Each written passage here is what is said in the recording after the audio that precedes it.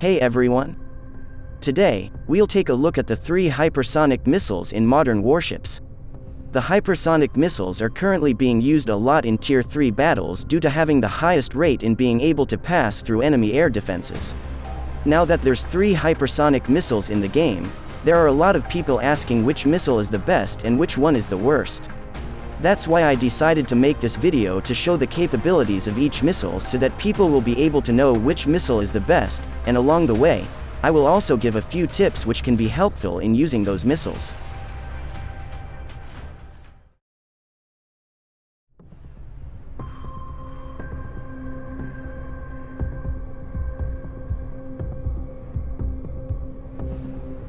The first hypersonic missile we will take a look at is the DF-17 missile.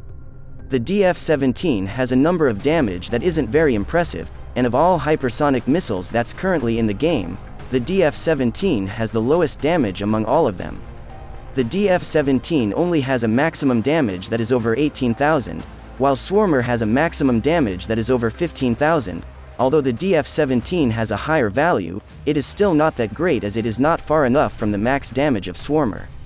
However, if compared to X-35, DF-17 would have the lower value as it has a maximum damage of 20,000, which is also not that far from the max damage of DF-17. In compensation for its low damage, it has the shortest reload time among all hypersonic missiles, which means you'd be able to quickly fire missiles to also quickly inflict damage on your targets. Another attribute of the missile which compensates its low damage is its speed. DF-17 has a much greater speed than Zircon, but its disadvantage is that the missile will start very slow after it is launched and it will only gain that speed once it goes through the separation process. Here's a comparison between the speed of Zircon and DF-17.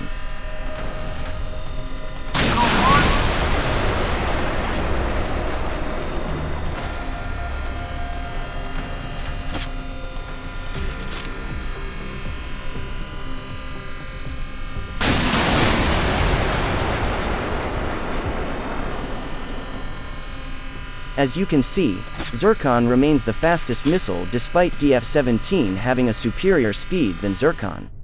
This is because of its slow start, but despite the results, DF-17 will obviously remain as a hypersonic missile as it has a hypersonic speed.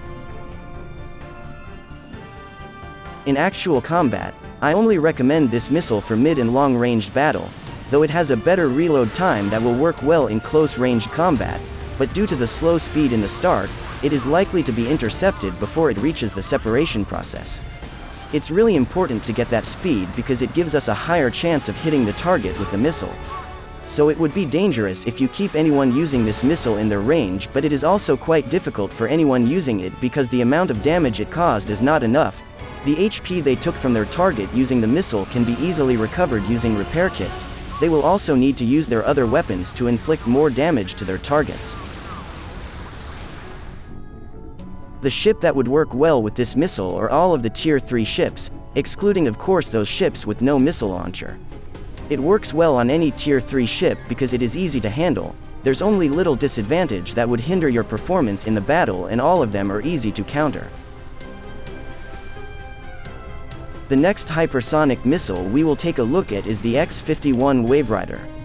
The X-51 is almost like Zircon because they have the same maximum damage and they have a very similar speed even on the launching process. Here is a comparison of the two missiles.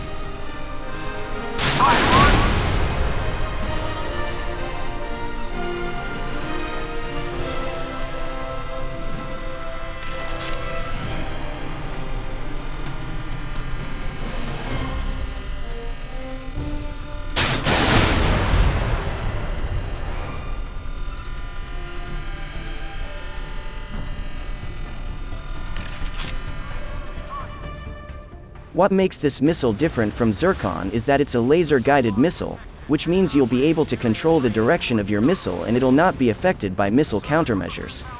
Now because of that great advantage, it came also with a great disadvantage. It has the longest reload time among all missiles in the game, and it is even much longer than the reload time of Yamato's main gun.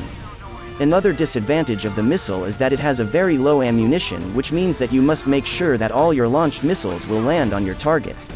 A single unsuccessful land of the missile on the target will already be a huge waste for this missile, so you must use this missile efficiently.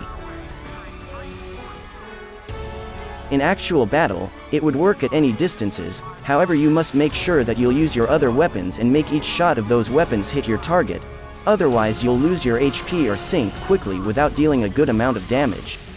This is because of its long reload time.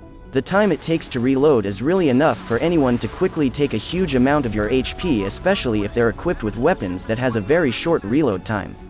Since we can't always be accurate with our shots at long range, especially if our targets are fast, I only recommend this missile for mid and close range combat.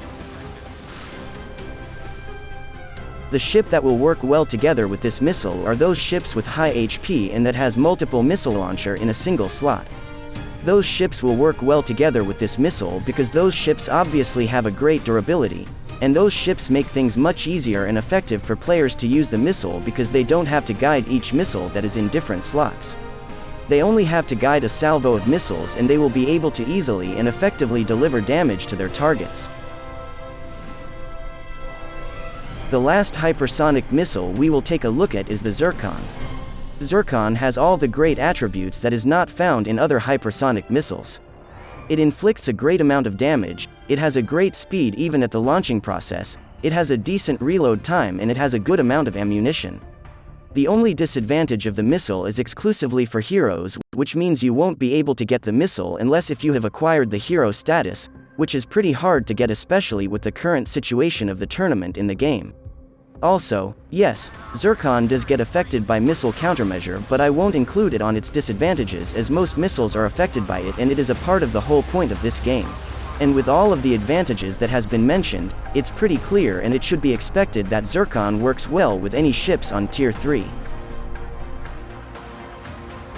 If you want to know more about the hero status and the tournament in the game, I made a video about it.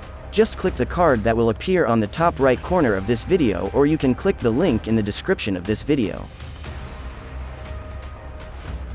With all the things that has been said and shown, Zircon is by far the best hypersonic missile. The reason is pretty obvious: it has all of the better attributes that doesn't exist on other hypersonic missile, it has the least number of disadvantage, and its only disadvantage doesn't even affect the performance of the player.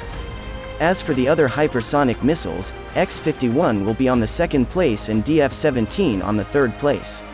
X-51 is currently the closest thing to a Zircon which everyone can acquire without a requirement of being a hero. Both missiles inflict the same amount of damage and they travel at a similar speed. X-51 could be even a much better missile than Zircon because of its special feature, but its long reload time and short ammunition prevents that from happening. DF-17 on the other hand is literally just a light version of Zircon. It does have some better attributes than Zircon, but it does not make the attributes of Zircon bad or worse. Thank you to this guy for assisting me in creating this video. He's one of my close friends and he also make modern warship videos. You guys should check him out. I'll put a link of his channel in the description of this video, or you can click the card that will appear on the top right corner of this video.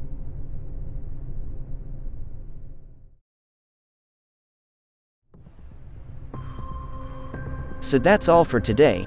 Hopefully you guys liked the video and find it very helpful, and if you all did, please leave a like and subscribe to support me. Thank you so much for watching.